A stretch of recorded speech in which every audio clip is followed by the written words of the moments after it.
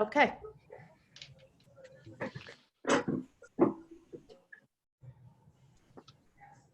Go ahead, Bob. Good morning. This open meeting of the Sutton Planning Board is being conducted remotely, consistent to Governor Baker's various executive orders related to outbreak of the COVID-19 virus. While still ensuring public access, the requirement of the open meeting law to have all meetings in a publicly accessible physical location has been temporarily suspended. Further, all members of public bodies are allowed and encouraged to participate remotely. Regardless of our inability to meet in person, it is our intent to ensure continued transparency and the ability of the public to at least view the actions of our board. Ensuring public access does not ensure public participation unless such participation is required by law. Tonight's meeting will feature a public comment during the two scheduled public hearings. For this meeting, the Sutton Planning Board is convening by Zoom teleconference as specified on the legally posted agenda. Please note that this meeting is being recorded. Accordingly, please be aware that others may not be able to see you, and you take care not to screen share your computer. Anything that you broadcast may be captured by the recording. That's our first item of agenda. All right. And I'm assuming it's 7 o'clock on planning board time. Mm-hmm. And the first item that we have on our agenda are the meetings for April 6th, 2020. And I'm going to ask the board members that are present to let me know yes, that they approve them, or no, if we have to make corrections. I'll make a motion to approve those minutes. And who's that, please? Just state your name when you make the motion. Scott Paul? Scott Paul, okay. Thank you, Scott. Hi, Kyle. And- That. All right, that was Okay, a second by Kyle. Okay, thank you. Any corrections? All those in favor can say by saying aye, and maybe I should make it easy by going right down the list of people. Yes, Is roll call. everyone present? Yes. Let's see, is Bill Talcott? I agree. Thank you. All right. And is Scott Paul there? Aye. Mike Gagan Aye. and Wally Baker. Aye. And I, Bob Largis, accept that motion. So all those in favor said aye. That's unanimous. I think you Good skipped job. Kyle. Bob, I you skipped skipped Scott? Kyle. Oh, Scott, I'm sorry. I thought I got you. Who, me? You got me. Yeah. No, I, Kyle, accept that motion. Right, thanks. That's everyone we need, right? Yes, we had Kyle. Kyle voted aye as well. Okay. Mr. so, Chairman, yeah. let me interrupt. Bill Talcott interrupting. I assume I will be the associate for tonight. Okay.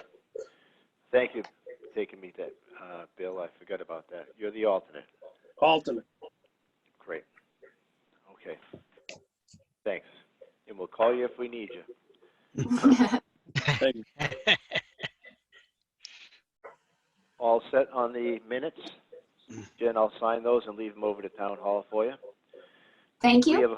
We have a filing for 453 Boston Road. It's a retreat lot, and we need to like to acknowledge that filing took place. That Mr. motion. Chairman, there's one additional filing, 196 Mendon Road, and that is a public shade tree and scenic road hearing. So can we please acknowledge that filing as well? Consider that acknowledged. And it's what's the address again? I don't have it on my agenda. 196 Mendon Road. 196 Mendon Road. Okay. Yes. So I need a motion to, no, we don't have to do anything with that, right? Right, just acknowledge. They're acknowledged. Great. And then we have correspondence that we have to, in your packet, we got some articles from the town of Milford about Amazon issues that everyone should take the time to read to help us move forward in future business we'll be dealing with in town. And we also have a site visit report from Prime Metals.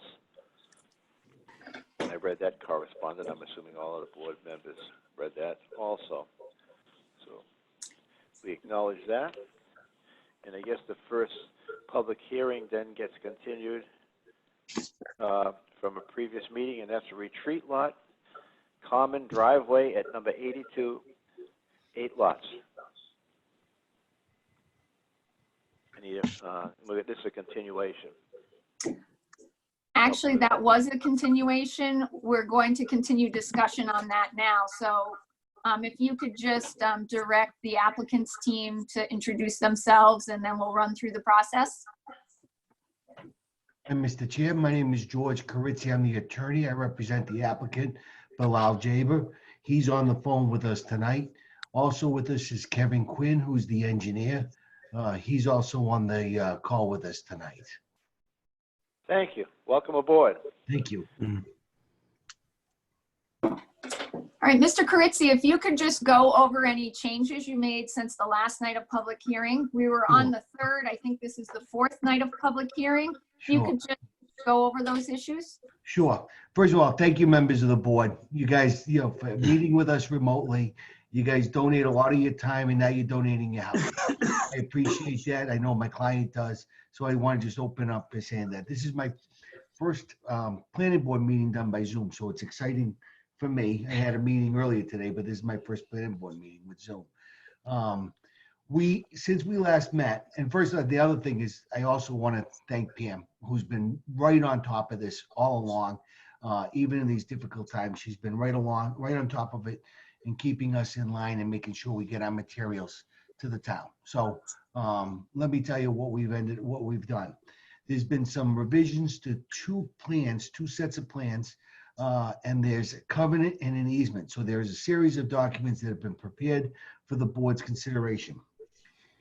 First plan is the plan relative to the retreat lot. That's done by Kevin Jarvis and Jarvis Land Survey. That plan deals with the retreat lot, showing the configuration of the lot, what the land is, identifies the abutters along the side of the property. They've all been identified. And they show the access strip out to 8 Lots Road. And the plan demonstrates that the land conforms to the dimensional requirements of the bylaw for retreat lots. It has the minimum frontage, it has the sufficient area, has a sufficient area of upland. We've identified where the building is going to be built. So that plan has been completed and filed with the town. 2 minor comments on that plan are going to require a removal of some notes, but there's nothing additional going to be provided to that plan. There's a second set of plans that's been done by Mr. Quinn at Quinn Engineering, and those are relative to the common driveway, the proposed driveway. There already is a common driveway, you might recall. There's a common driveway servicing 2 lots or 2 properties on West Millbury. Those properties are 37 and 41. And that's on West Millbury Road. This access to the retreat lot from Mr. Jaber, and I have it on the plan behind us, that's going to branch off. It's going to be a 3rd leg off of that common driveway, which has already been approved. It's already been built. There's going to be really no changes to the driveway. And they're going to branch a 3rd leg off of that to access the Bilal Jaber property, which is to the south and west of those properties, 41 and 39. We've demonstrated, we've given a plan that shows how we're going to do it. We show the existing driveway, what's there. We show the conditions of it, the construction of it. And we will, the private drive, which will extend off of that common drive, will conform to the driveway requirements of the town relative to grade and width and construction. There were some comments. Originally, we had proposed above ground utilities, recognizing that there's a concern with that. My client has agreed to install underground utilities, and that would be an acceptable and satisfactory condition that the board would withdraw that request for underground, and we would, I mean, for above ground, and we would install underground utilities as would be required for that. We have drafted up 2 documents for consideration. One is a covenant. The covenant deals with the retreat lot. The covenant says that basically it says that the 16+ acres that would be the Bilal Jabba property, which is going to be the retreat lot, will never be further divided, no further development. Once, oh, I lost you. You folks there? You have me? Oh, something just happened there. I'm really sorry. I don't know. I still have you, but something happened. So anyways, the Bilal Jabba, there it is. Everything's back. The Bilal Jabba lot will never be further divided, never be further developed. It'll be developed only with a single-family home. And that's been conditioned by covenant. It would be a condition of your special permit, and that's the only way you would get approval to build out there. And so that's what the covenant deals with. The other thing we've done is an easement agreement relative to Bilal, his sister, and his father, which provides that the common driveway and the private driveway will never be petitioned to the town to be made public ways. They will remain private in perpetuity, never going to become public ways, never going to be a town road to access these properties. This is going to be a private compound, and that everything there is private. And so we've drafted up documents to allow them to use and access their properties, but it'll never be a public way. And that's what we hope that we've submitted. Jen's been great looking at these docs, comments on them. I think we're at the point where it's the documents conform to review comments so far. So if you have any questions, I'm happy to field them. I also know, as I indicated, that Kevin Quinn is here and he's the engineer. He's happy to field any questions as well. Good job. Thank you. I'm going to ask every board member to weigh in, and I want for myself. I'd like to happy to see the underground utilities is an option that has to be on the retreat lot. So I'm happy that you took care of that business for me. Wally Baker, any comments further? No, I appreciate the fact that the utilities will now be underground. My concerns at this point with this particular lot are, one, I know there's some kind of conservation issue. And I don't know, has that been resolved yet? If I may voice in on that, no, it has not. We're going to have to deal with Concom, and we're going to have to deal with the state. But before we could go to them, would have to have, the use would have to be a permitted use. So we recognize that there are additional permitting requirements, that this is not the end of this is really the beginning of the process. We have to deal with Concom, and we have to deal with natural heritage to have that. There are some private restrictions that are in place with natural heritage and with Concom relative to environmental areas for some endangered species. Some of those species that were listed as endangered back a few years ago have been delisted. But that doesn't change the fact that there are restrictions in place. So we recognize we're going to have to go to them, get their permission. We do believe that we're keeping almost all of the work out of the environmentally sensitive areas, other than the restricted areas, but they're not actually in the sensitive areas. And we have a whole lot of other land that we can dedicate to those protections in the back of Mr. Jaber's property. So what is currently restricted now can be made we can restrict a whole lot more land by doing this, with this permissions. We feel pretty confident. We've spoken to Art Allen. He's our environmental consultant. He's at Ecotech, and he feels confident we'll be able to get this through both Concom and natural heritage at the next step. Good job. Wally, does that answer your question? Yes, thank you, Okay. sir. Thank you. And Thank you. I want to remind the applicant, who already knows, that everything that the planning board is going to do will be subject to all boards in town also approving our moving forward on this. So thank you. Good job. Scott Paul? So this issue is perhaps, and I don't know the actual action that the planning board should take before Concom or vice versa. So in Jen's letter, there's a question about that. We can consider whether we should take this action before Concom and NHESP grant permission for altercation of this restricted area. So I don't know that we go first or don't go first. Go ahead for the applicant. I'd suggest we have to start the process at someplace. We recognize that there's nothing going to be built there. If you guys say yes, and Concom says no, or Natural Heritage says no, it's no. But we need to start here, and it makes sense that since this is special zoning relief, particularly 2 special zoning relief, it made sense to pursue it here first. If you said no, then we'd have to be looking at alternative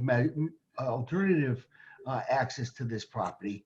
And so that's what we'll be looking at. So we start here with the zoning, get the use allowed zoning wise, and then pursue it environmentally. And so I think I can agree with that, but I'd like to have the minutes show that the applicant has indicated utilization of considerably more lands for these restrictions, where they're being taken or disturbed for this driveway, then there's other areas that could be set aside or so designated by NHESP for conservation restriction.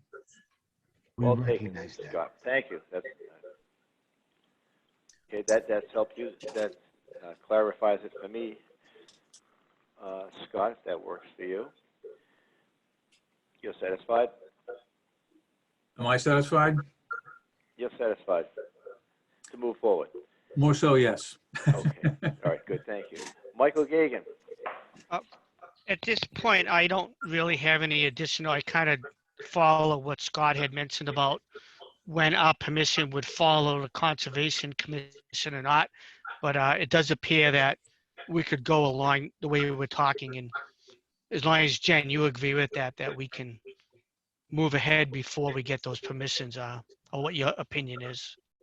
Yeah, you can certainly make your approval conditional on those. It's all up to kind of what you're comfortable with. If you're comfortable making your approval conditional and the applicant doesn't really go to Natural Heritage or Concom and say, yeah, the planning board says this is wonderful, just give us what we want, which I'm confident Attorney Carizzi will not do, that he will go to Natural Heritage and needs to go to Conservation Commission and basically make his argument why the endangered heritage area can be revised, with factual information. I believe he said in the past that Ecotech or another wetland scientist had actually investigated this part of the site and was going to present information to Conservation and Natural Heritage about why there wasn't evidence of endangered species in this particular area. And if he can do that, and the Concom holds him to that and Natural Heritage holds him to that, as opposed to any pressure being applied to either of those authorities, that the planning board has granted an approval and now we just need to do it, then I would be comfortable with that. But obviously I'm not the one making the decision. You can withhold your approval until they get those, or you can make it conditional on those approvals. There's no legal prohibition from you making something conditional or the other way around. Okay. Thank you. Okay. Kyle Burgess. I have no further questions or comments right now. Okay. And Bill, you're acting as an associate, but you can give us any wisdom or comments if you choose to. Well, I wasn't at the first one of this, but I do have one question. the underground utility is gonna be from the end of the common driveway, correct? Not, at the beginning of the common driveway? Or do they have underground utilities for the common driveway? The existing common driveway? I would probably let either Bilal, Mr. Jaber speak to that, or Kevin Quinn. They've been out there, they've surveyed that, those conditions. It would certainly run the entire length of the new private segment off of the common drive. They're all gonna be underground, but they're probably underground already where they are. So maybe Bilal or Kevin can. Yes, yeah, this is Bilal, and they are already underground. Okay, thank you. Good point. Okay, thank you, Bill. All right. Well, it's the board's pleasure if I can get a motion from a board member to approve this retreat lot common driveway at 82 8 Lot Street with these notes that talk about Mr. all Chairman, of the boards. Yes, go ahead, Jen. Help. since we are tonight in a public hearing, the first thing we need to do is just to see if there's any members of the public out there who would Oh, like to geez. comment That's on right. this. Forgot So- about town hall. So, If, thank you for reminding me. so If the let me world's just, out there listening in, someone has here's your opportunity to speak into us. How do they do that? Well, or Jen, let me just see. There's quite a few people on this call, and some of them I know and some of them I don't. So, let me just see. I've got a JS participating. Is that anybody who wants to comment on this? Nope, I'm for the next meeting. Awesome. Thank you. We're waiting. Phone number 978-503 8224.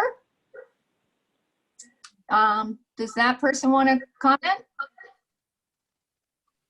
No, they are staying silent. You can jump back in. Jeff Cole, did you want to comment on it? Jeff's staying on mute. I have, Hi, I'm unmuted now, sorry. Jeff Cole, 96 8 Lost Road. I have a question more than a comment. I'm sorry I haven't been following along maybe as closely as I should. Doing fine, Jeff. Am I correct in assuming that a special permit from ZBA is going to be required since there's only 50 footers frontage, which would be for one retreat lot, and essentially with this application, there's two retreat lots being created? Attorney Ritchie, do you want to handle that or do you want me to handle that? I'll jump in and you can correct me. We believe we need just a special permit from the planning board for this retreat lot. The other two retreat lots already exist with their frontage on West Millbury. And the point that we measure the distance between retreat lots are not in the back of the lots. We measure them along the frontage. So we believe that this retreat, we're not going to have any zoning board involvement. This is going to be at the planning, just at the planning board. And then, of course, we're going to have involvement with the other boards, Concom, obviously, and Natural Heritage, but there'll be no additional zoning relief requested. If that's Does that okay. answer your question, Jeff? Yes, thank you. Good job. Welcome aboard. Anyone else? All right, let me see who else is on the list here. iPhone Kevin is Mr. Quinn, I believe. That's correct. We have John, no last initial. Would John, no last initially like to speak on this? Staying silent. Okay. And Mark Simon is on a different issue. Monica is on a Matt R. Does Matt R want to speak on this? No? All right, everybody else on here, I believe I know, but maybe just a general call for anybody from the public who I didn't call on. Anybody? All right, does not sound like we have any more public comments. hold on a minute. Let me just check. I'm getting a message in my chat. Oh, Jeff was the message in my chat. So we got Jeff's question. All right, Mr. Chairman, I guess we're ready to go. So you have three options. So you have disapproval, and then you need a reason for that, approval, or approval with conditions. And you have two permit applications before you. You have an application for a retreat lot, and you have an application for an amendment to a common driveway. So the retreat lot would be 82 Eight Lots Road, already exists in its common form with 50 feet of frontage off Eight Lots Road. But access would be from West Millbury Road off an existing common drive that will be amended to include a section that's been widened out to the common drive standards, and then a private driveway from that portion into Eight Lots Road. So, is there a board member that wants to make that motion? I'll make a motion to approve the retreat lot with the following conditions. A recorded copy of the decision, covenant, and plan must be received by the planning department within 3 months. Number 2, approval of all other applicable boards, department, and commissions. Number 3, the driveway shall have a maximum grade of 12% and minimum paved width of 12 feet width and 15 feet cleared width. Number 4, the house number shall be clearly visible at the street. And number 5, no occupancy permit shall be granted until all conditions and requirements of this bylaw are 100% complete. Thank you, Scott. I need a second. Second, Who's that, please? Wally Baker. Okay, Wally makes a second. So if there's any other comment from board members, here's your last chance to speak. And I hear no one else speaking, so I'll call for a vote, and I'll do it with the roll call. Hold on. Let's see, we'll start with Kyle Bergeson. Aye. Aye, thank you. Mike Gagan. Aye. Scott Paul. Aye. Wally Baker. Aye. Bill Talcott. I abstain. Okay, and Robert Largess, and I'm an aye. So it moves forward with all aye except for the abstain from Bill Talcott. Got that, Thank you, Jen? Mr. Chair. Okay. Anything else for us on this, Jen? We have the common driveway approval. Right. That's the second motion. All right, want me to do that one? Go ahead, Scott. Thank you. I make a motion that we approve the common I make a motion we approve the common driveway as shown on the plans with the following conditions. Prior to commencement of construction on the common driveway, modification or the new house to be served by the common driveway, the applicant will secure any permits and/or written permission required from the Conservation Commission and the National Heritage for Endangered Species Authorities, allowing all. fuck.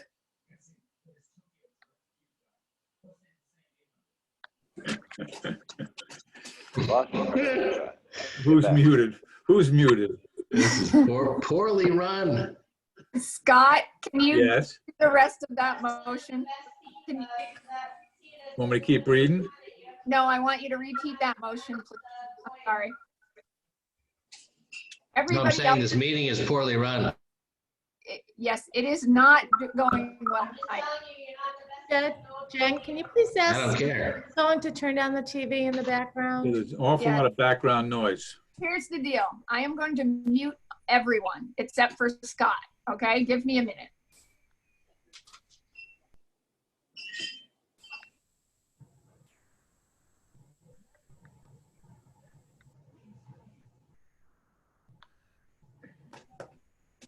Scott Paul, Yes. I believe you are now the only person other than me. Can you hear me now? I can hear you now. Go ahead. All right, I make a motion to approve the common driveway as shown on the plans for the retreat lot with the following conditions. Prior to commencement of construction on the common driveway, modifications or the new house to be served by the common driveway, the applicant will secure any permits and/or written permission required from the Conservation Commission and the National Heritage for Endangered Species authorities, allowing alteration to the currently restricted areas. Number 2, prior to commencement of construction on the modification of the common driveway or the new home to be served by the common driveway, the permit holder shall record such instruments as are necessary to establish easements, providing for use of the common driveway, and a restrictioning burdening all lots served by the common driveway, that said common driveway shall remain private in perpetuity. No parking will be allowed on the common driveway, and all roadway maintenance, snow plowing, and rubbish collection shall be the landowner's responsibility. All instruments shall be in the form approved by the planning board and shall be recorded with proof of such recording provided to the planning board prior to use of the common driveway to serve more than one lot. Number 3, prior to commencement of construction of the new home to be served by the common driveway, the private driveway branching off the common drive shall be reviewed and approved in each case by highway, fire, and police to ensure emergency vehicle access. Number 4, underground utilities shall be provided on this common and retreat lot driveway. Number 5, an occupancy permit for the new home access via the common driveway shall not be granted until the street number of this lot is clearly posted on the common driveway sign at the street. Said signage shall be purchased from the Sutton Highway Department and installed by the applicant as agreed upon with the Sutton Highway Department. And number 6, an occupancy permit for the new home shall not be granted until the common driveway and related site work is 100% complete. In order to be considered complete, the design engineer must submit a stamped letter certifying the common driveway site work has been constructed as shown on the approved plans.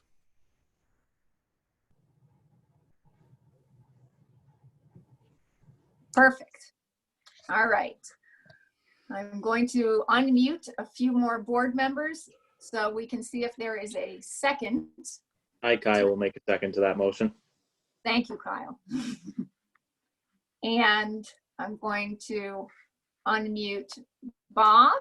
I'm going to, so Bob can do a roll call in just a second when I unmute the rest of the members who need to vote. Okay, I believe all of the board members are unmuted. So Bob, if you could just do I'll a do the roll roll call. call. Kyle Burgess, your vote Aye. is? Aye, thank you. Mike Gagan? Aye. Thank you. Mike?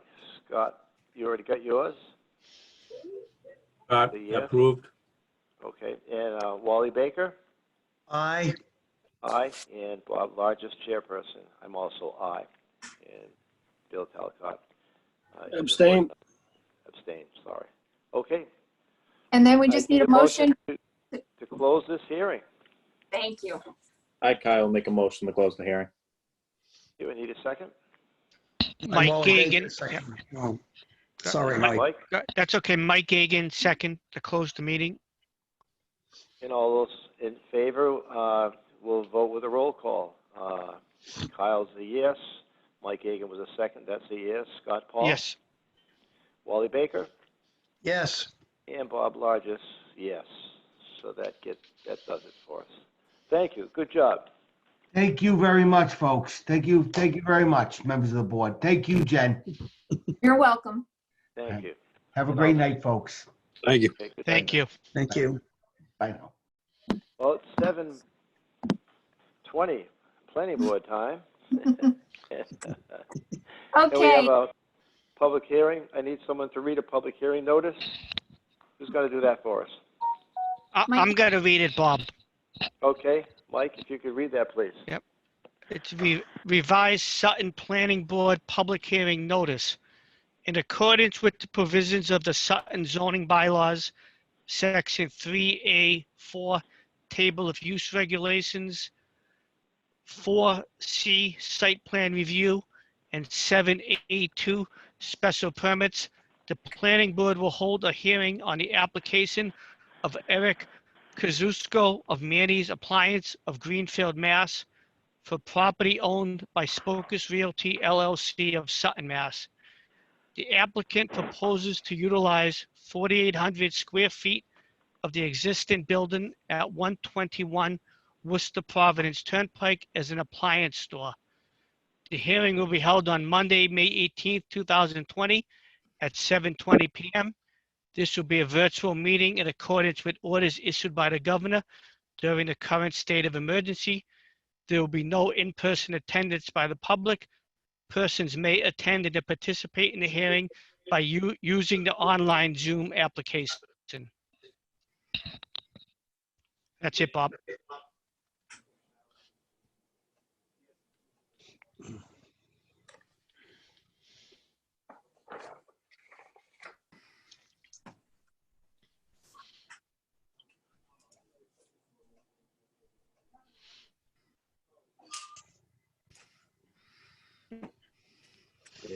Jen, you're on mute. Yeah, let's see if Bob's. He is not muted. Oh, I got you. Bob, are you there?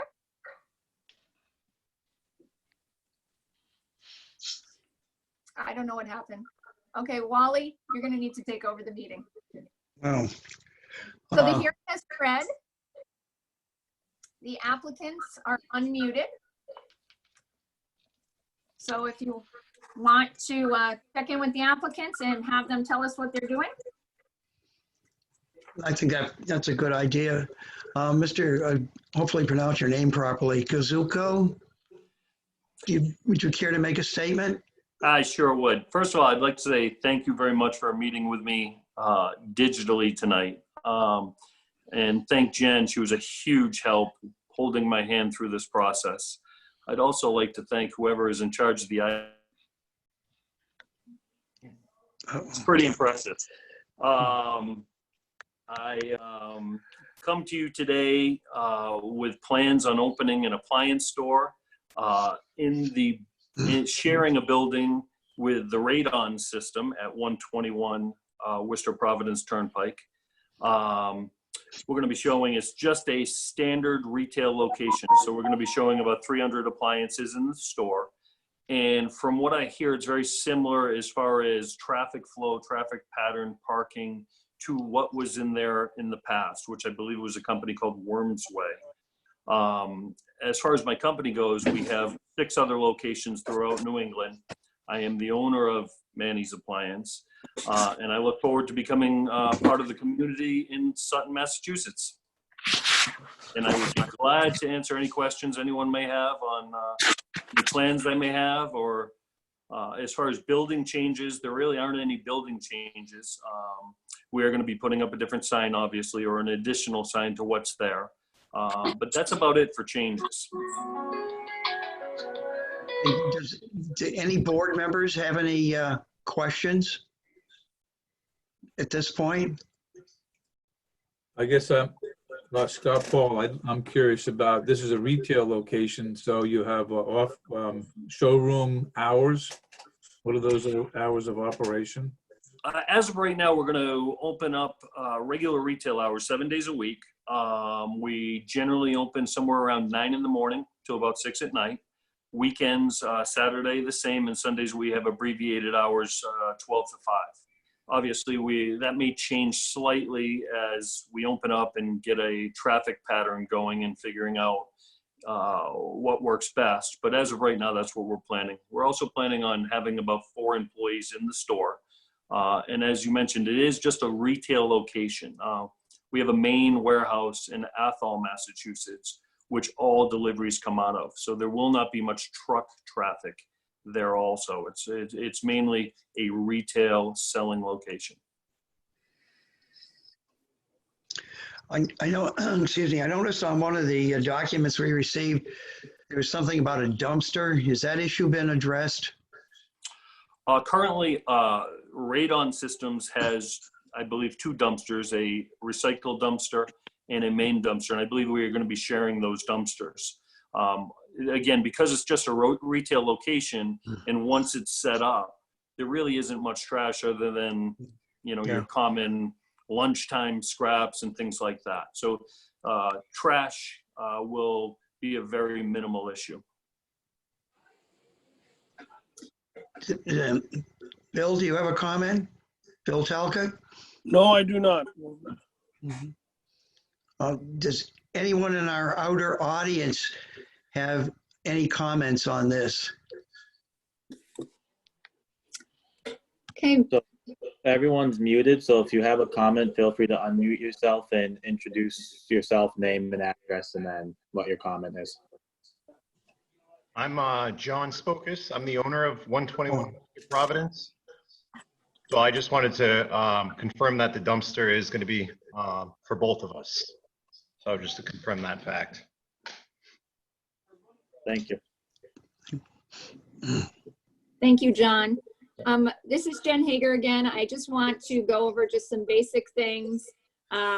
We have some technical difficulties I'm a little embarrassed about. We're going to need to work out. We're not able to, all the plans for this meeting are on the town's website on the planning board page. You can view them there, but we're having trouble screen sharing them to the screen for some reason. Luckily, this is an existing structure, the former Worms Way structure. It is a 2-part building. The right hand or the southern part of the building is about 3,120. There it is. Yay! 3,120 square feet. That is the current Radon Systems building. The building, the section to the north is the section to the north is 4,820 square feet, and that is where the Manny's Appliance building will go. The parking requirements for these 2 uses are 24 spaces. There are 24 exterior spaces in this project, and there are 2 to 3 interior spaces per the overhead doors and the interior parking that Radon Systems installed when they moved in. So the parking is in really good shape. So I just wanted to summarize all of that. So I'm going to unmute everybody again, and I would like to run down the list of people on the call just to see one at a time to see if there's any comments from the people on the call.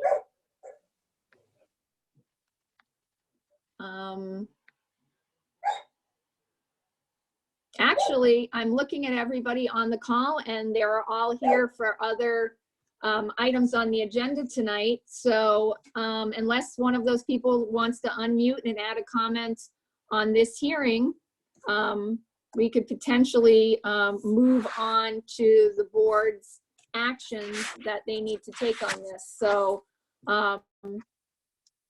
does anybody out there have any additional public comment? Well, as one of our points of review, this is Scott Paul.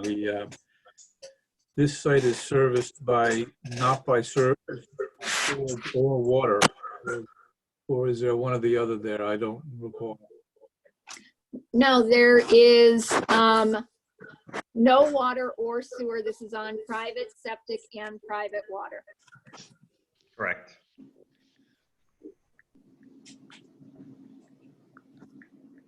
Okay, so you do have a memo from me. It is findings that the board has to make to grant the retail special permit. It additionally contains minimum conditions that I would recommend, and as well as minimum conditions to act on the site plan. Jen, Yes. Jen, this is Mike Gagan. Should we read in the comments from the Board of Assessors from Nick? Absolutely. We have comments from the Board of Assessors and the Fire Department, I believe. Yeah, do you want me to read them? That would be great. Okay. From the Board of Assessors, Robert Nunemaker, he had a few comments.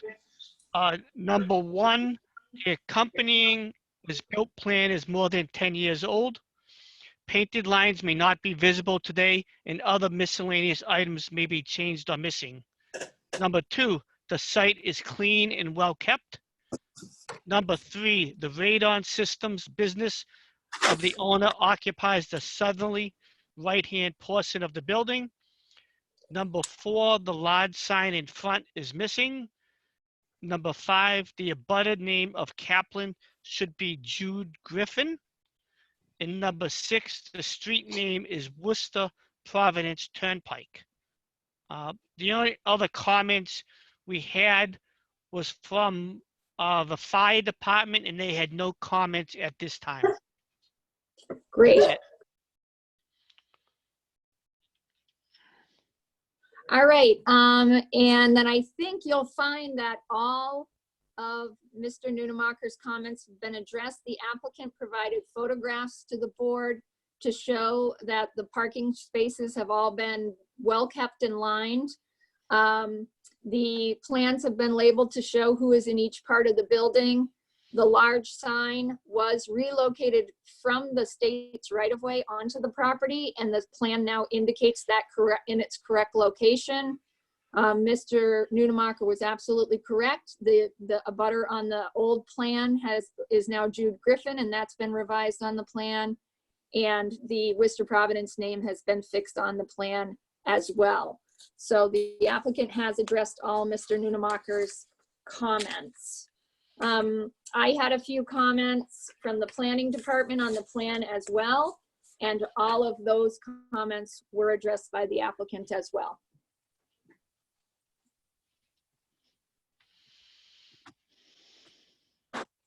So, I believe all of the members are going to be unmuted in 2 seconds, and then we will need to make the findings required under the special permit, and then do a motion on that permit, and then do the motion on site plan approval.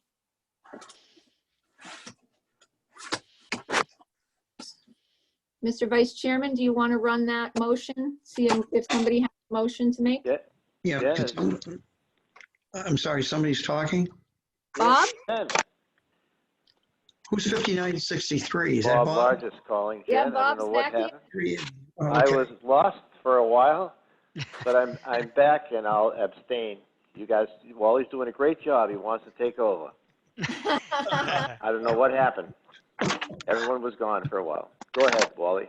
Okay, can somebody, Mike, could you read the list of the requirements, please? Let me just, Does somebody have my memo? so would this be the minimum conditions of approval, Jen?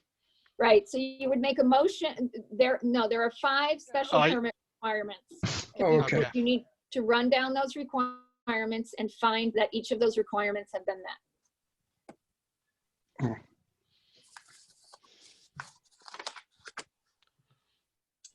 Kyle, I don't know if you can share that to the screen still, or if anybody else is looking at that on their drive. Unfortunately, my Zoom is acting up. I cannot share it right now. Can I? I can read the minimum conditions of approval. No, you want me to do this? I have it right in front of me. That would be great, Scott Paul. Thank you.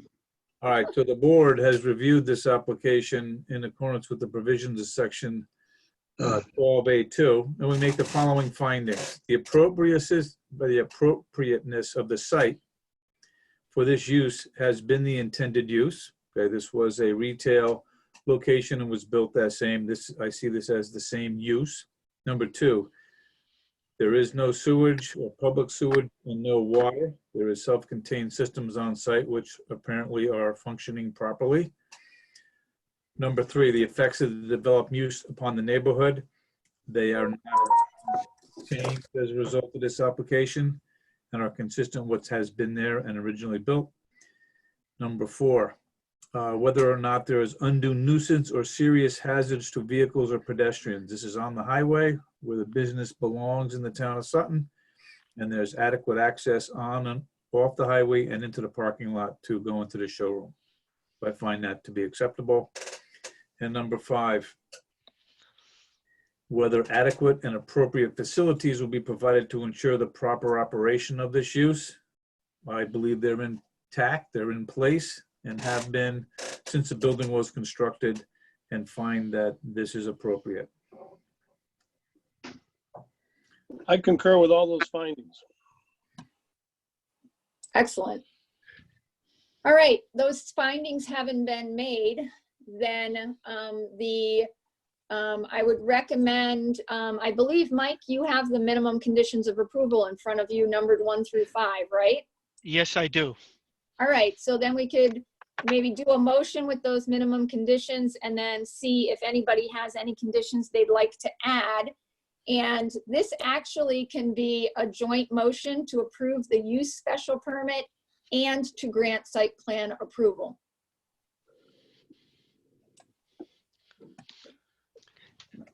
Does Okay. somebody want to make that motion?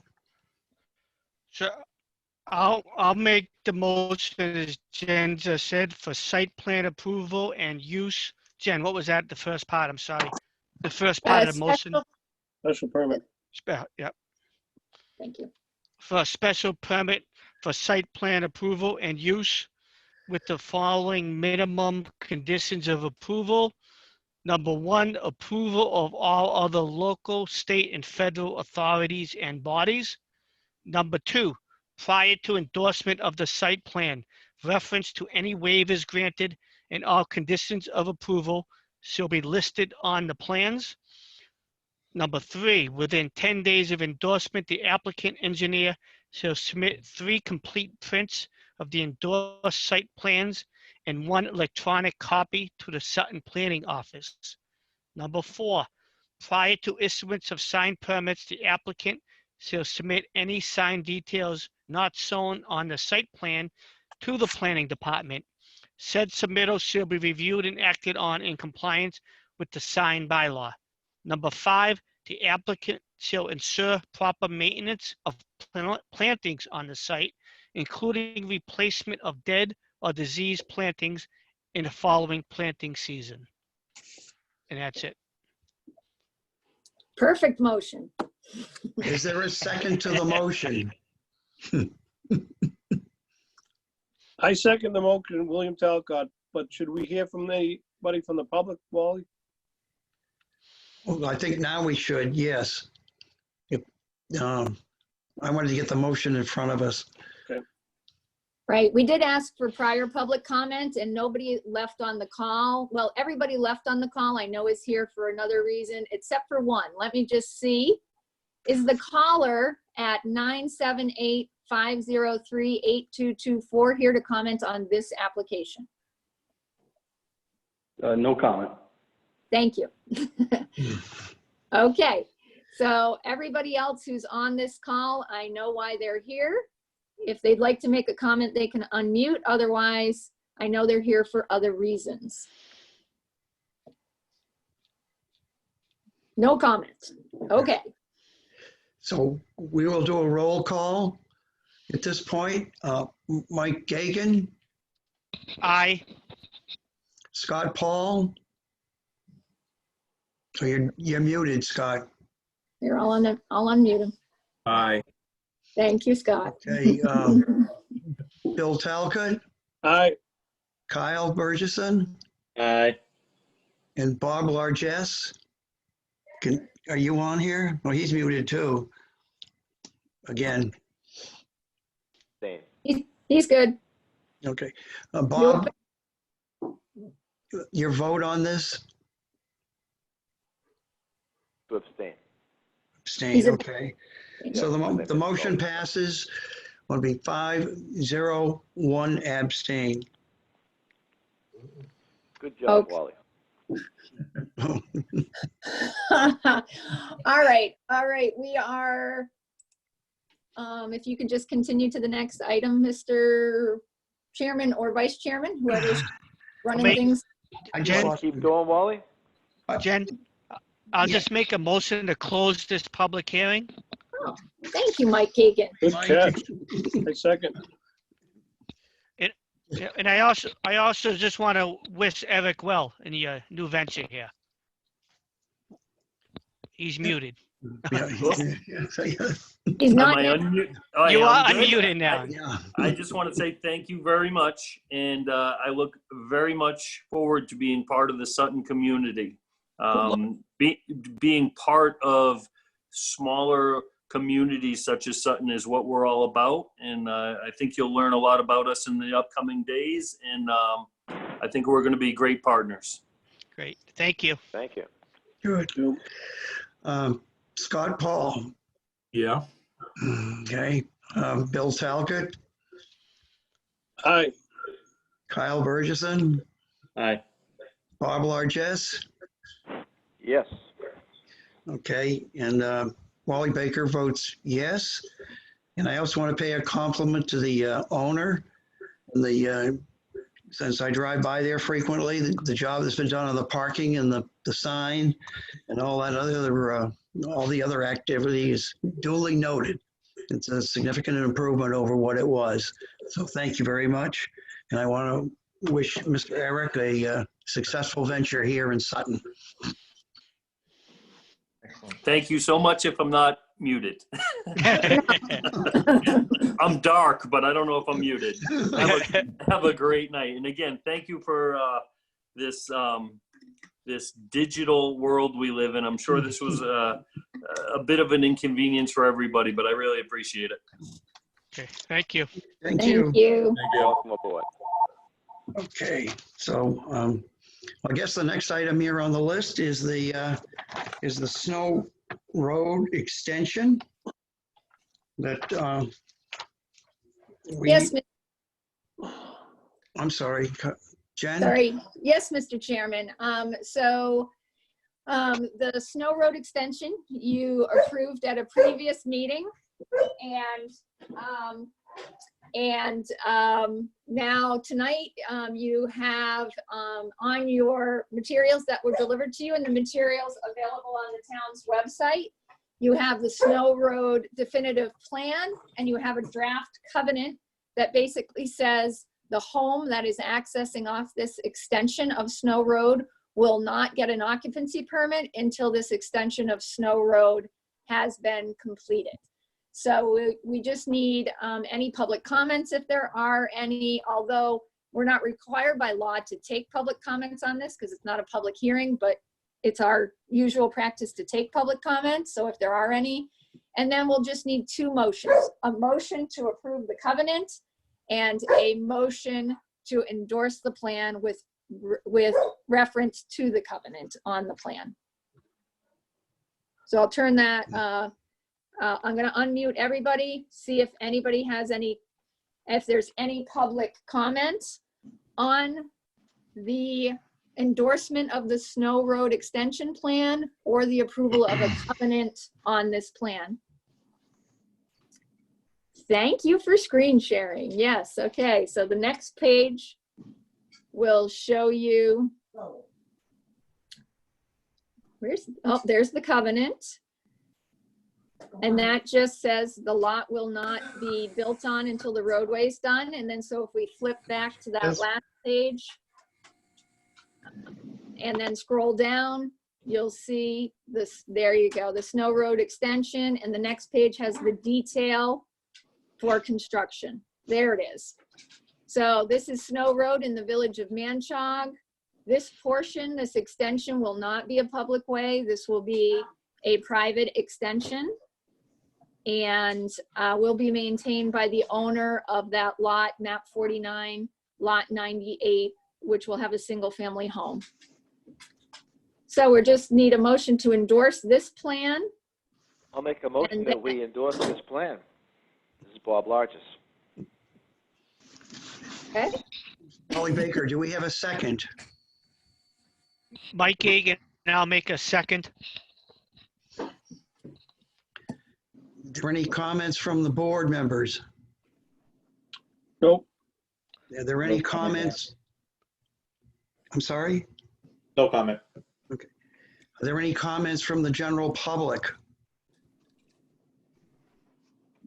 no comments? No comment.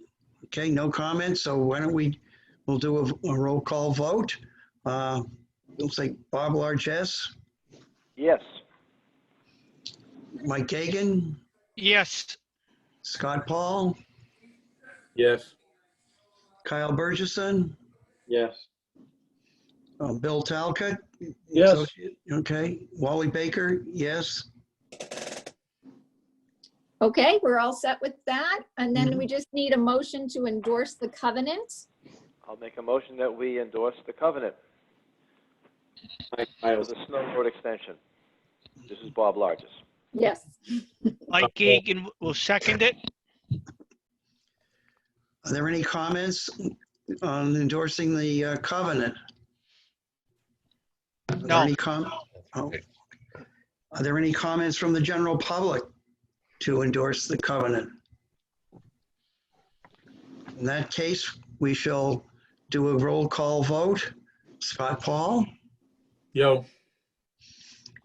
Kyle Burgess,n with Bill Talcott, Aye. Bob Largess, Aye. Mike Gagan, Aye. and Wally Baker votes aye.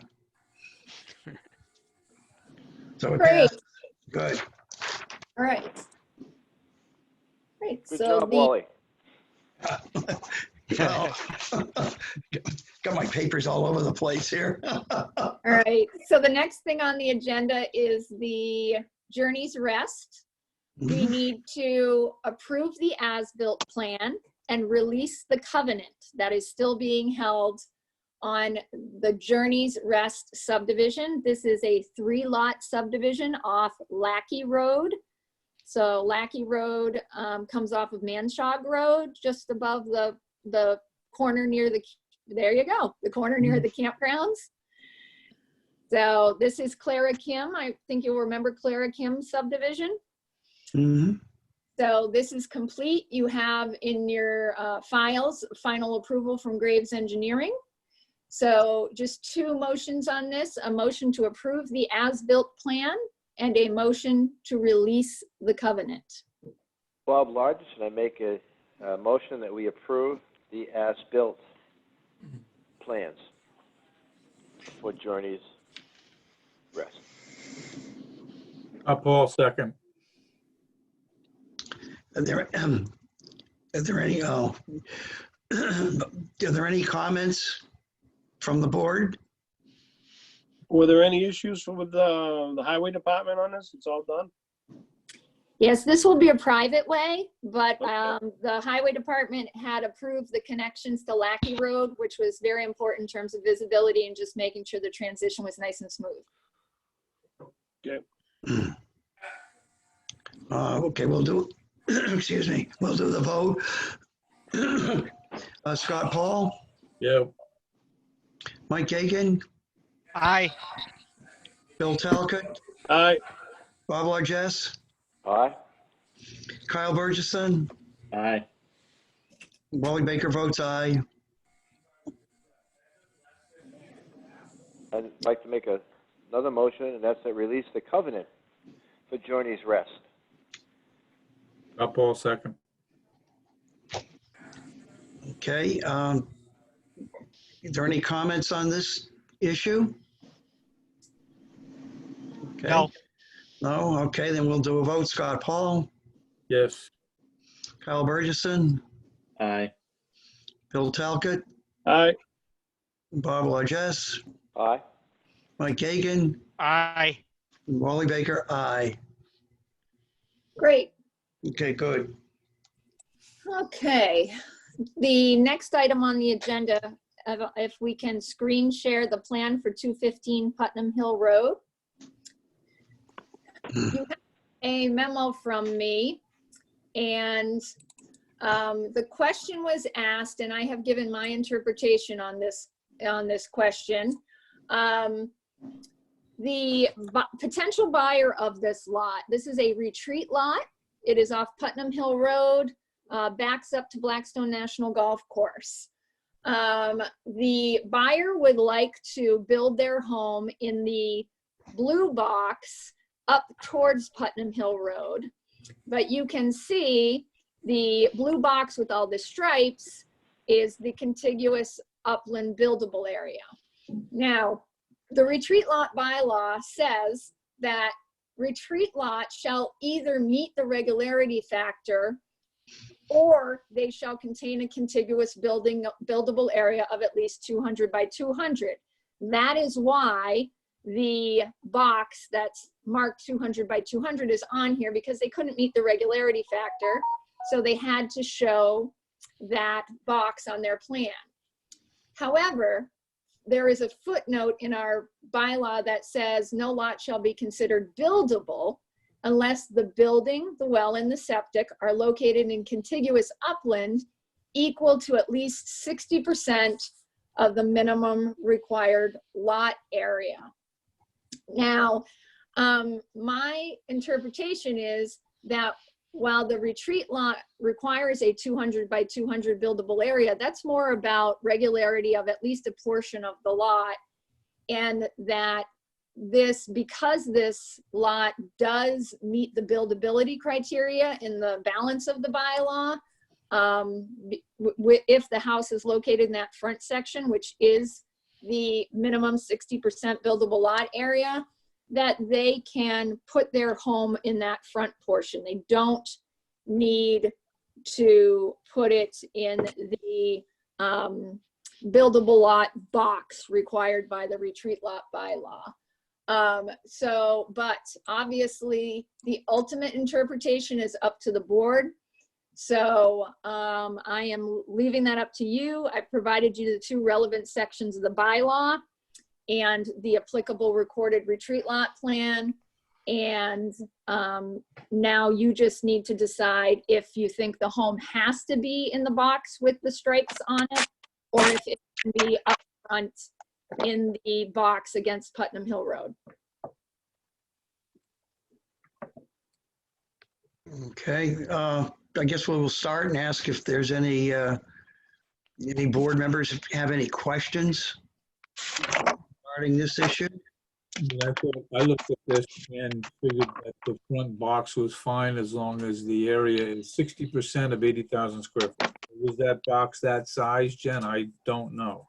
The box itself isn't, but if the boxes weren't on there, you'll see that that box is part of a whole contiguous area of the lot that is well over 60% of the required lot area. So that box kind of flows back through the skinny neck and into the area where the 200-200 location is. And together you're well over the required lot area. It's like 50,000 square feet. At least. Let me see. I'm just going to double check that for you right now.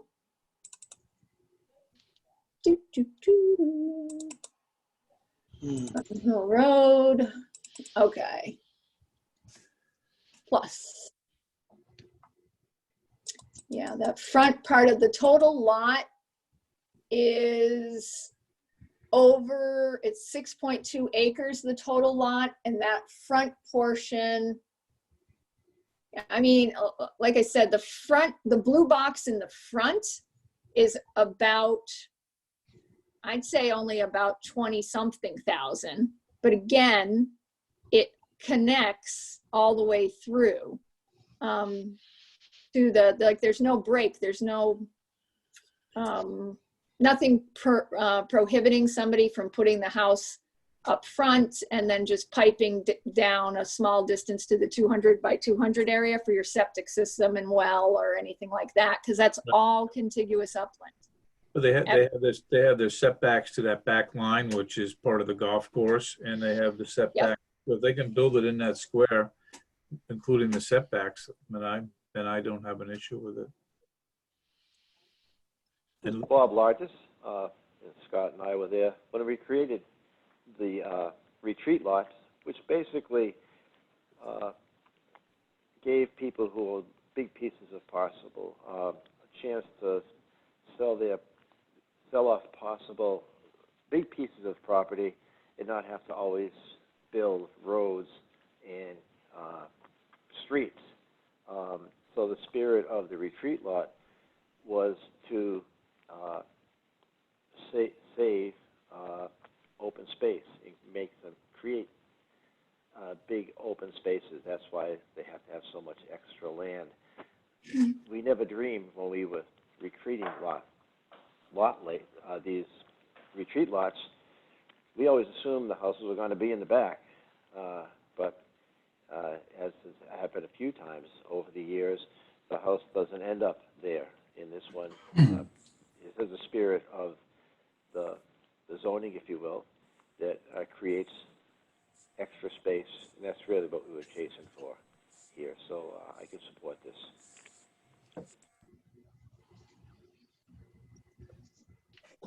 Does anybody, other board members have any comments on this? No? Not at this time, no. Okay. Does anybody from the general public have any comments on this? Okay. Everybody's unmuted except for a board of trustee member and 2 engineers, and I don't hear any comment. Okay. And Kyle. That answers the question. Yeah. Okay, so no motion is necessary on this. I just need to know, basically a straw poll really, that the home can be located closest to Putnam Hill Road as long as the house, the well, and the septic can still be located all within the required upland area. Correct. Correct. I agree. Yes, I agree. and the setbacks as required. Yeah, in that absolutely. Yeah. Right. All right, so it sounds like Scott, Mike, Bob, Kyle, and Wally all agreed. And Bill? Yeah, I agree. Okay. All right, then I will let the potential homeowner know that the board's interpretation is consistent with the interpretation that I provided to them. Mr. Vice Chairman, what's the next thing on the agenda? The next thing is a C61A release recommendation for 5R and 7 Foster Lane. Kyle, if you can share the aerial to the screen, please. Oh, well, it's kind of an aerial. Oh, boy. Now we're getting our tech on. Awesome. Yeah, look at that. Okay, so this is DeWitt Road is the road you see down on the bottom, comes off West Millbury Road. The large parcel labeled 97 there is the Star of the East Tree Farm. So that's the Mackey property. The 83 and 119 on this map are 5R and 7 Foster Road. These are owned by the Mackey's daughter, and she's going to build a house on one of these. So they are asking that these parcels be released from Chapter 61A. So the planning board, as you know, needs to make a recommendation to the Board of Selectmen on whether the town should try to acquire these parcels.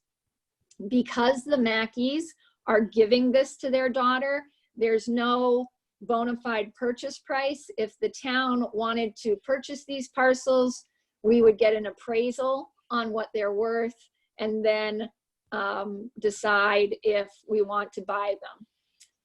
They are not adjacent other than to the Star of the East, which is not owned by the town.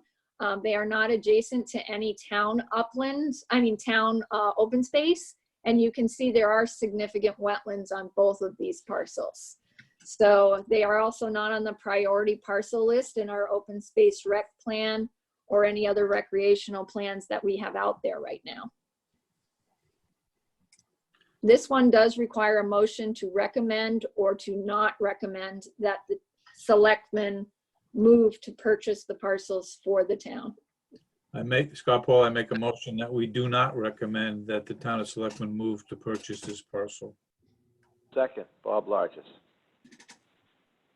And that's both parcels, 5R and 7. Right. Correct. Wally Baker here. Do any other board members have any comments on this? No. No.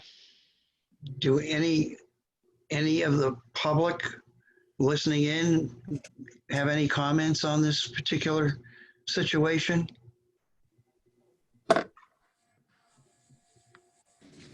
No? Okay. Then I guess we will do the vote. The vote is that the planning board not recommend that the town purchase this property or whatever. Okay, so we'll start with Bill Talcott. Yes. I mean, I agree that we do not want it. Yeah, it's a negative situation here. Okay, Kyle Bergeron. Aye. Bob Largess. Aye, we should not pass on. No, We should not pass on this property. Okay. Scott Paul. Aye. Mike Kagan. Aye. Wally Baker votes aye. We recommend that the town does not pursue purchasing this property. Yeah. Okay. Okay, we have Byron Andrews is here, and I have a feeling Byron might be here for a Form A off Lackey Dam Road that did not officially appear on the agenda. So the applicants have decided to wait on that until June 8th because they would prefer it appear on the agenda before the board acts on it. Byron, is that why you're hanging in the meeting? Yeah, it is. I wasn't informed that they were moving that to that meeting. I'm sorry, Byron. I would tell you, I should have also followed up with you as well to make sure you were clear on that. So they, yeah, no, that's fine. They want to go to the June 8th meeting, so they're already on that draft agenda. The good news is the plan is pretty clean, so we'll see you on the 8th, and hopefully that will be a very quick vote. Okay, great. Thank you. Good night. Good night. Okay, and the last thing on the agenda, I think everybody left on this meeting, Engineer Mark Allen, I believe that is John Burns, my John here, Monica Lucchini from the trustees, and Mr. Mark Simon from 71 Fairway Drive is for the last item. The board members have received a series of emails from Mr. Simon with some concerns about a manhole cover that is going to be in his driveway that he was not aware of, and the fact that the manhole cover is attached to an underground Coltech drainage system. I believe the board members are all pretty familiar with Coltech systems. This Coltech system was put in 2015. During that time period, Graves Engineering inspected the installation. We have all the photographs and the site visit reports from that. Prior to that, almost a year and a half, 2 years later, the applicant and the trustees, it was kind of a joint decision, needed to move a unit from the prior phases 1 and 2 over to phase 3. And this caused a shift of units, including pretty much all units that were north of the unit that was inserted. As a result, when you look at this plan that is on the screen, this is the original approved plan. Now, the catch basin that comes in from the road drainage and then into the underground Coltech is now shifted between 6 and 9 feet into the driveway of 71 Fairway View, which is number 101 on this plan. And the end of each of those Coltec chamber rows is partially under that driveway as well. You can see the drainage pipe was always planned to be under a portion of the driveway, but obviously more of that pipe is now under that driveway. So I did consult with Jeff Walsh, who is on the call, great. And Jeff went out there and looked at it. And basically, you know, when we have these field changes, we approve the installations, the building inspector approves the buildings and make sure any structures are in compliance with code, which was done in this case. But it really is up to the applicant and his engineers and his construction team where shifts occur above ground that affect things underground to make sure that there are no manufacturer recommendation violations, no code violations, no general engineering violations. However, Mr. Simon's concerns being valid that, you know, he didn't want any issues, and I'll have him speak to that again in more detail in a minute. We did reach out to Mr. Burns, requested that certification and requested an as-built plan so everybody knows exactly where these components are now, and that the engineer certifies that in fact they do meet manufacturers' renovation recommendations, and they do meet general engineering standards. All of those went to our consulting engineer, who is on the meeting should you wish to ask questions, and he concurred with the engineer's findings. So that's kind of where we are right now, but I want to go back to Mr. Simon. And Mr. Simon, we do have this existing plan. We have the as-built plan. We have the engineer's recommendation, the emails from you, and the emails from our consulting engineer. If there's any of that you would like pulled up on the screen, just let us know and we'll pull that up. And then, because we do have all, it's probably a good 5-6 pages of emails back and forth. You know, the board has read through that, but if there's anything you want to kind of summarize or add to that, if you could just do that, that would be awesome. Sure. Thank you, Jen. And thank you for allowing me to participate in this meeting, express my concerns. So you summarized very well the situation. We did buy the house in January. This was not disclosed to us that there was a network of underground structures beneath the driveway, or partially beneath the driveway. We just found out, in fact, 3 weeks ago. And the site plan on file shows, as you pointed out, that the drain field and the underground structures in between driveways, not underneath a driveway.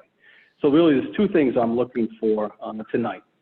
First is we'd like to confirm with a proper engineering assessment that the underground drainage system, now located below a portion of the driveway, is compliant to all building and environmental codes and regulations and manufacturer's instructions.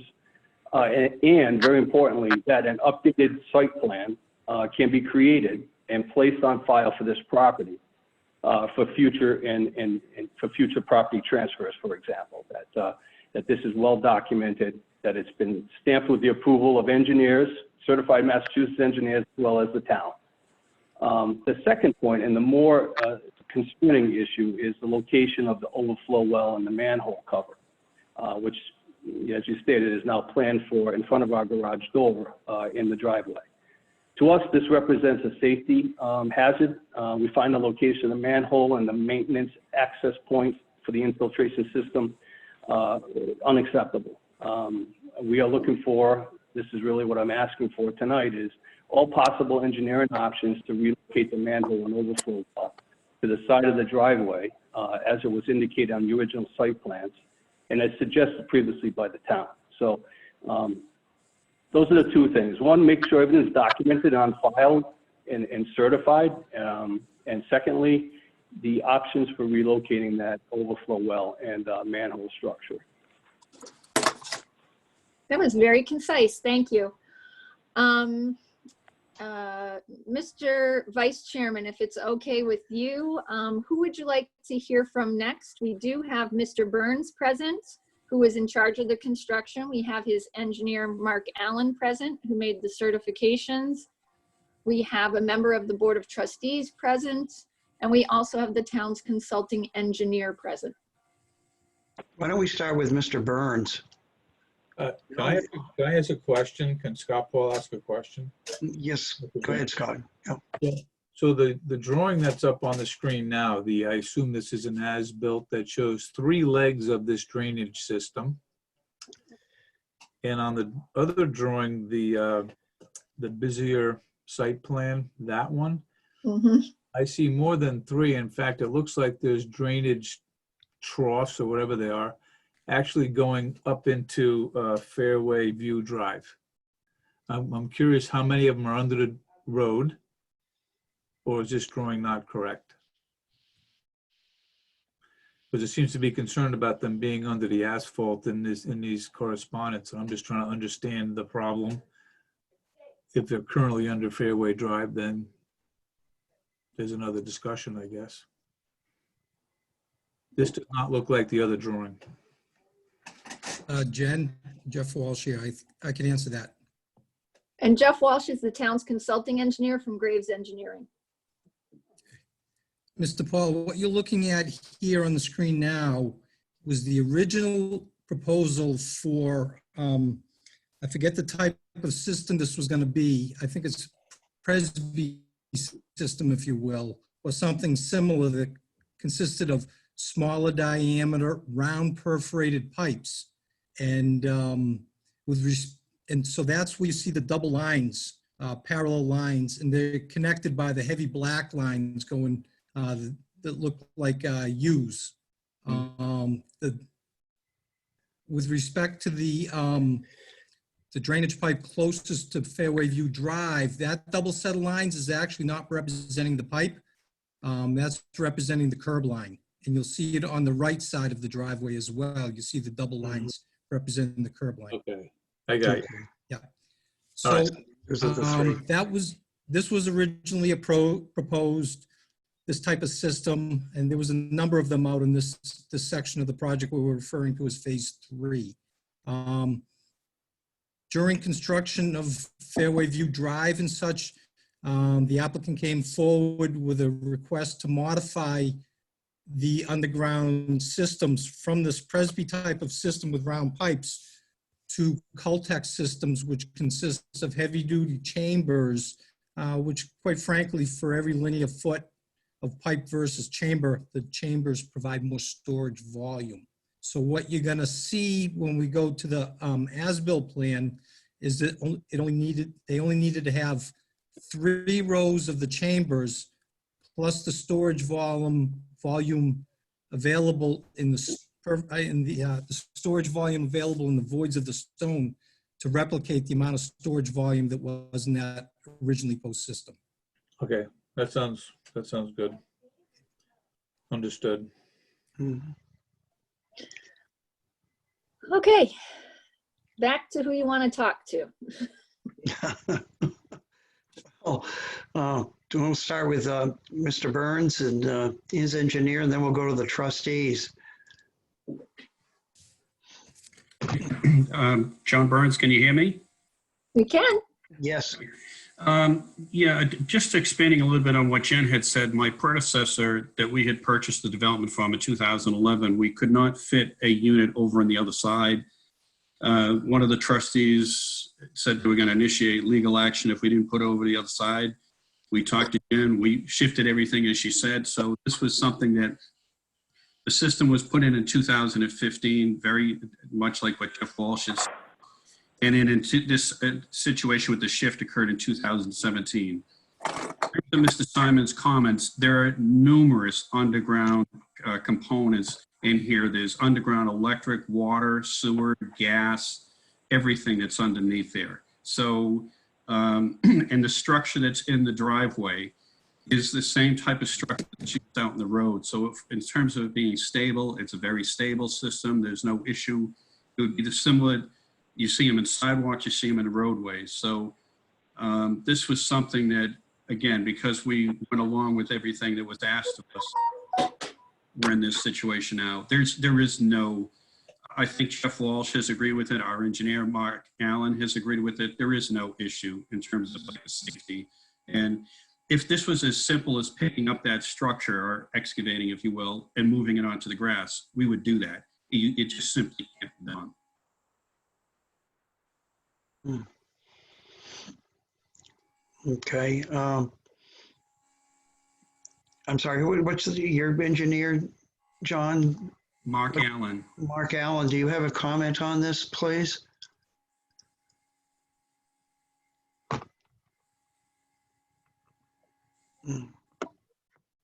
Hi, can you hear me now? Gotcha. Yes. Yes. Okay, yeah. So Mark Allen, Allen Engineering, we perform the as-built of the unit and the structures itself. And to the homeowner's first question, yes, we do certify that this installation that was done years ago does meet the manufacturer's specifications, and this document will live long for future residents of the property that and can ensure that the depth of cover and the material of cover over these units is sufficient for the vehicular load anticipated not only on the driveway, but as Mr. Burns indicated, is very typical upon roadways that have far more traffic. Okay. Does anybody from the Board of Trustees care to make a comment?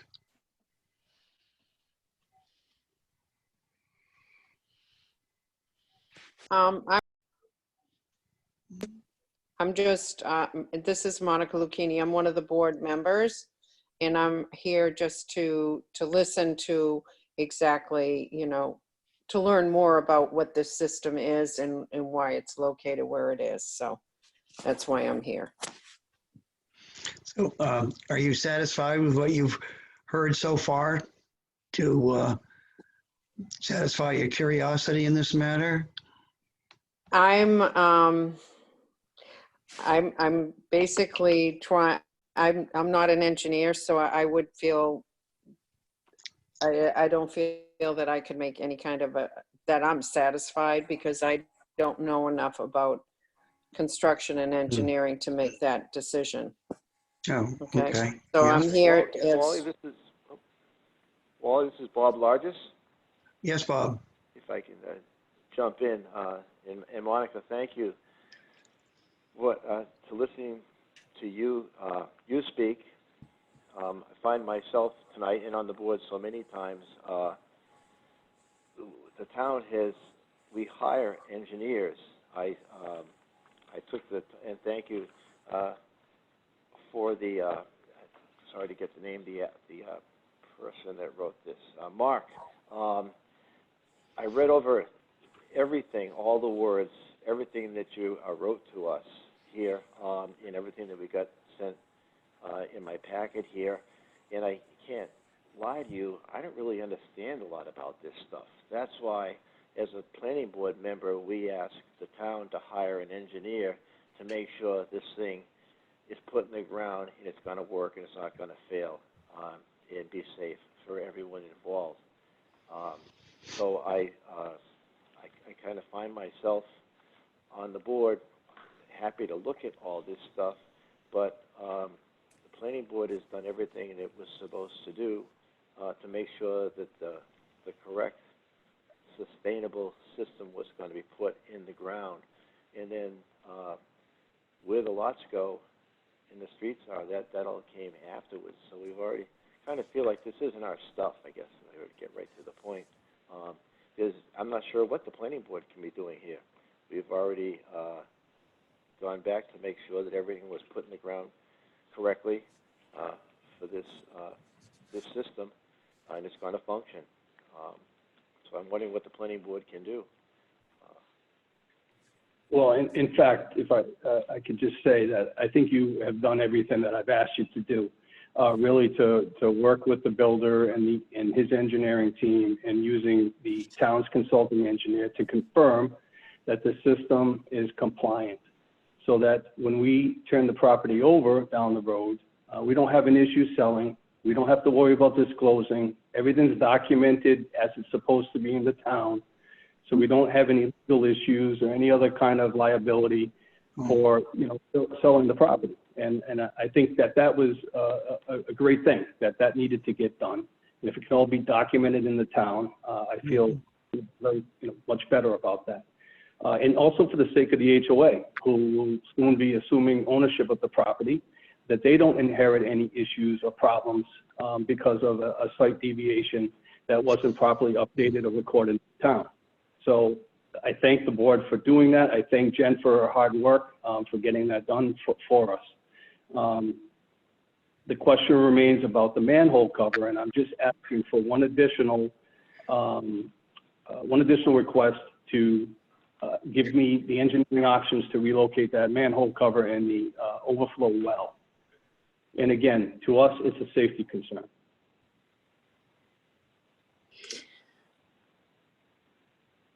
Who wants to jump in on that? I'll start, Jen. It's Mark Allen again. So the drain manhole at the end of that run was previously approved. The system was previously approved. So the location is in exactly the spot that it was supposed to be. And that drain manhole has a cast iron frame and cover per Mass Highway standards for roadway traffic that will absolutely support any sort of vehicular traffic over it. Just the mere fact that the driveway and the unit shifted did not change the structural integrity of the unit itself. So the fact or the change that occurred was the unit in the driveway. The change was not the drain manhole and the infiltration system. So to that end, in order to move that drain manhole would take significant changes in 12-foot excavations and driveway removals and re-engineering the entire system. So it does not make sense for me to tell the board that that would be something that would benefit the town or the homeowners association for this project because the structural integrity of the system meets all of the weight requirements underneath roadways, pavement, grass, and the such. Right, yeah, Mark, I'm not disagreeing that it's able to hold the weight load, but it's a sloped driveway. It is that is a potential trip hazard. And so that's exactly where the location is, exactly where people enter and exit vehicles, where someone could twist an ankle slipping on this, because there is a lip on it. It is not a level, smooth surface. It's sloped, pretty steeply sloped driveway. So that's the aspect that we're concerned with. And then should there be any failure in the system, a line get blocked, plugged. I don't know where all that water goes. I don't know if it eventually upflows through the manhole cover and down the driveway and becomes an icy situation in the winter.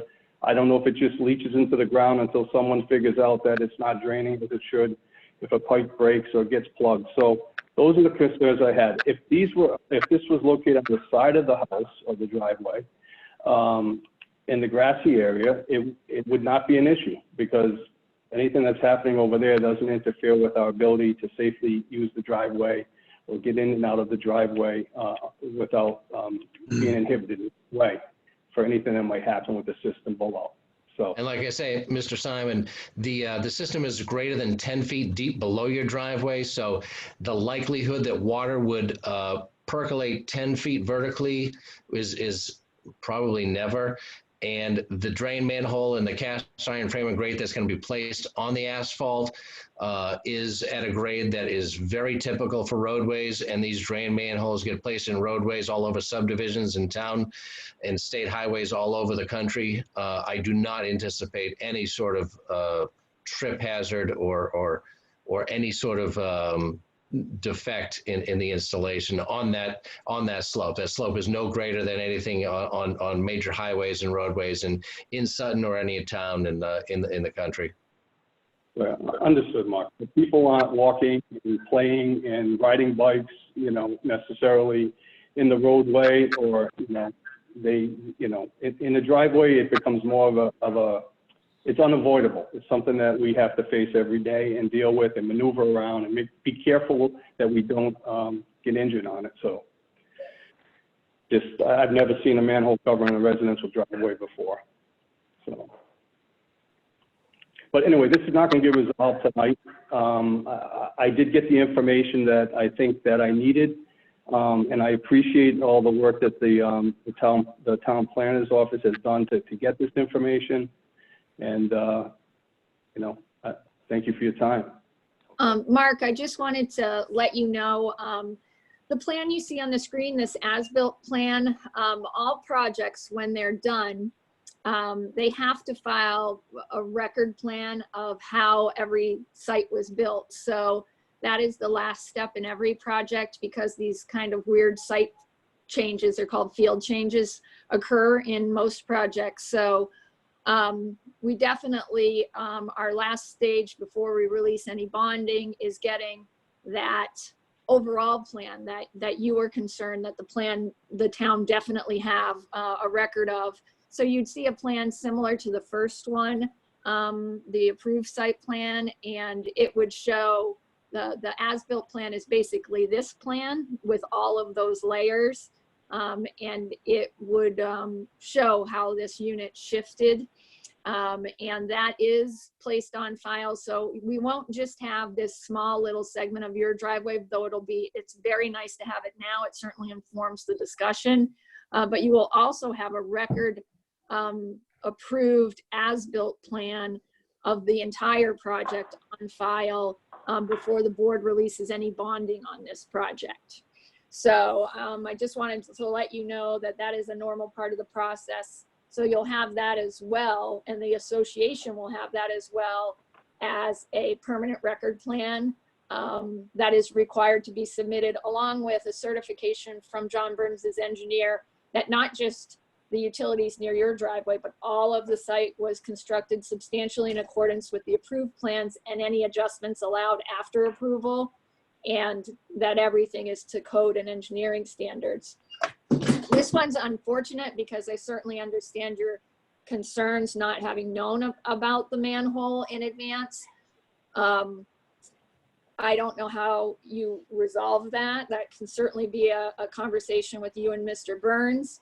But we definitely will be watching if it stays in this driveway, because we did take a look at any possibility of shifting pipe and scooting the manhole, and there's just so much massive excavation required for that, and frankly nobody where to really put it that it works with the grades and the flows that are already established out there, that that I'm not sure what the solution to your problem is, other than that if this stays in your driveway and is installed, obviously Graves Engineering and the town will be doing our regular site inspections to make sure, at least initially anyhow, that there is absolutely no structural tripping hazard there. And that, and you can certainly, as I've talked to you about, have a conversation with Mr. Burns in terms of any kind of traction issues on that cover. And if it's needs to stay, if there's some way to do the tack coat that we see sometimes on these covers. But I do thank you for kind of having us push forward this section of the as-built plan, so we know now, as opposed to 6 months from now, exactly what's going on in this section of the project, and have this additional certification for this underground structure that we otherwise wouldn't have gotten for another probably 4 to 6 months. Good job, Jen. Thank you. Is there any other conversation on, Mr. Simon, are you satisfied that we've answered some of your questions here this evening and we're looking into this? Okay. You've done a good job answering my questions. I'm not satisfied, but you've done everything that I've asked for, and that's all I need tonight. Okay. Thank you. If I may add one other comment, we have been trying to pave the road and pave this, and we have not been given access to this location, so we're up in the air, and unless Mr. Simon removes his truck from over the manhole cover, we will not be able to raise it. It sounds, Just a comment, since John, since you received, or your attorney received that letter, there's been no vehicle parked there until after hours. When we're home from work, it's been kept entirely open. Okay. Mark, it wasn't there today, I can tell you that. I didn't want to incite you with anything. I realize you're upset. I'm glad we had a chance to talk about it in this form. If there was a way that we could move that structure, we would move it. It's not that we're trying to be difficult with it, but I did not want to get you any further, upset over the last few weeks. So when I've been there, the vehicle was there, but so we'll just go in there and we will do a good job. We have a professional company that comes in and does the paving. Jeff Walsh, one of his engineers, is on site as we're doing this work. So hopefully you'll be happy with the team. Through the chairperson, from the planning board's position, I think it's time for us to adjourn our meeting. All right. Okay. All right, thank you, gentlemen, for joining us. Yeah. You're welcome. Thank you, Jan. Thank you. Thank you.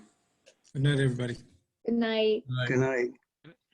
All right, I am sorry for the glitches we've experienced tonight, guys. We do a ton of test meetings, but apparently we should have tested sharing from Google screens to the iPads a little bit more.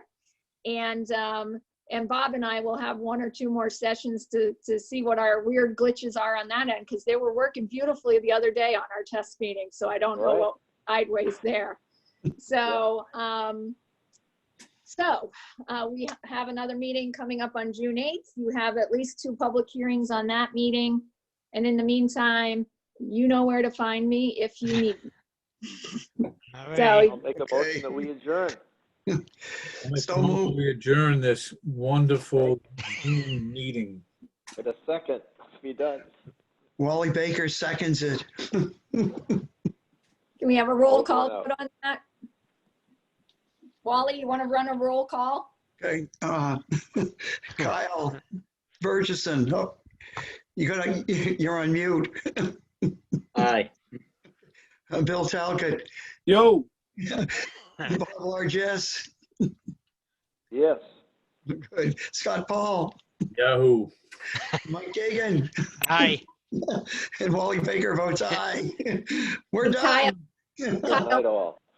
Kyle, thank you for working on that and at least getting us that share towards the end of the meeting. That was great. Thank you. Very good. Good job, John. Thank you, Kyle. Thank you, Jen. That was good.